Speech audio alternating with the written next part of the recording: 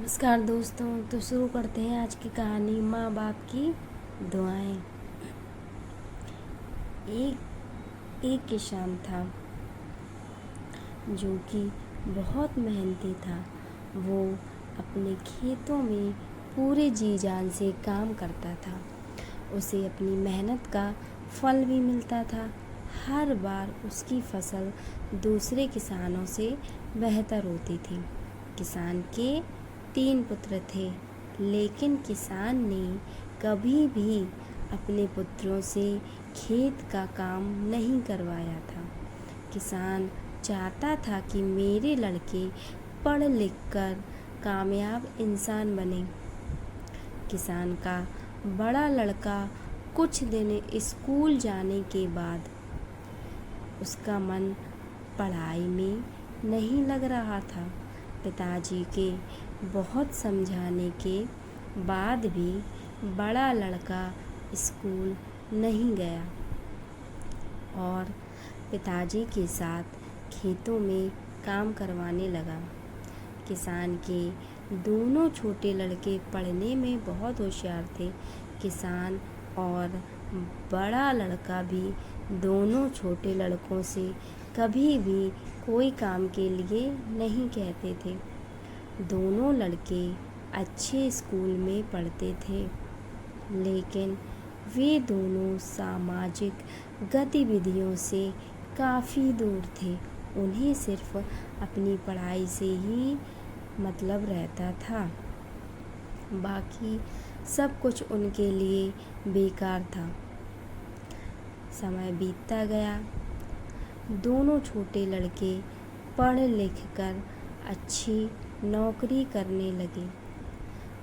दोनों की अलग अलग शहर में नौकरी लग गई।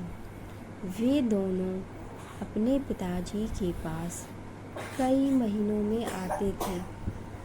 किसान अपने दोनों लड़कों को बहुत याद करता था, लेकिन कोई सा भी लड़का अपने पिता को देखने के लिए भी नहीं आते थे। किसान अपने दोनों छोटे लड़कों की याद में दिन प्रतिदिन कमज़ोर होता जा रहा था। उधर दोनों छोटे लड़कों ने अपने लिए शहर में ही अलग अलग मकान ले लिया था और अपनी मर्जी से अपने पिताजी को बताए बिना शादी भी कर ली थी। अब वे अपने पिताजी के पास जाते ही नहीं थे।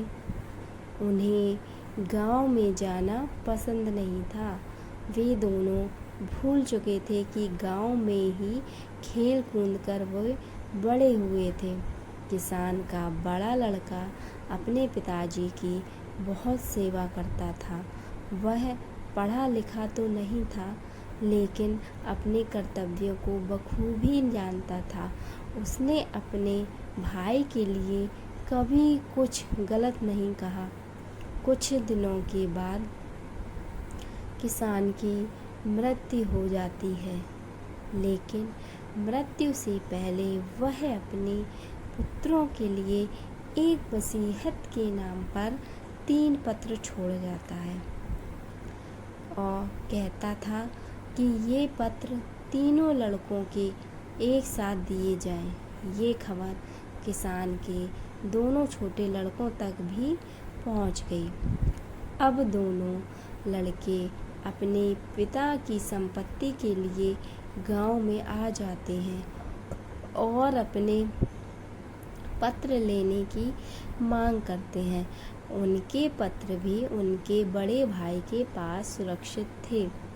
वो दोनों अपने बड़े भाई के पास अपने पत्र लेने जाते हैं, जिन्हें वह पत्र दे देता है।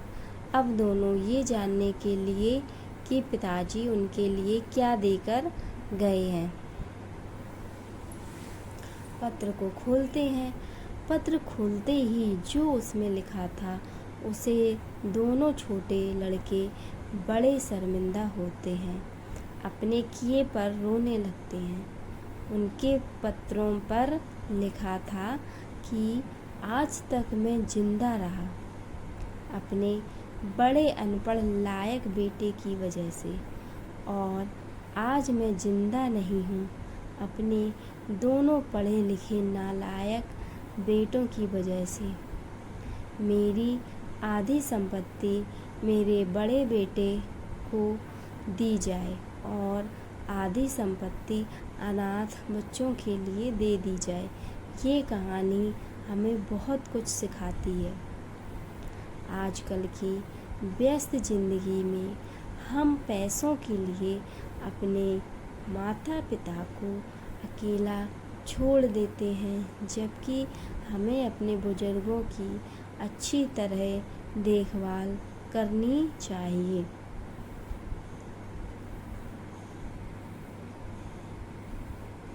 तो कैसी लगी आपकी कहानी?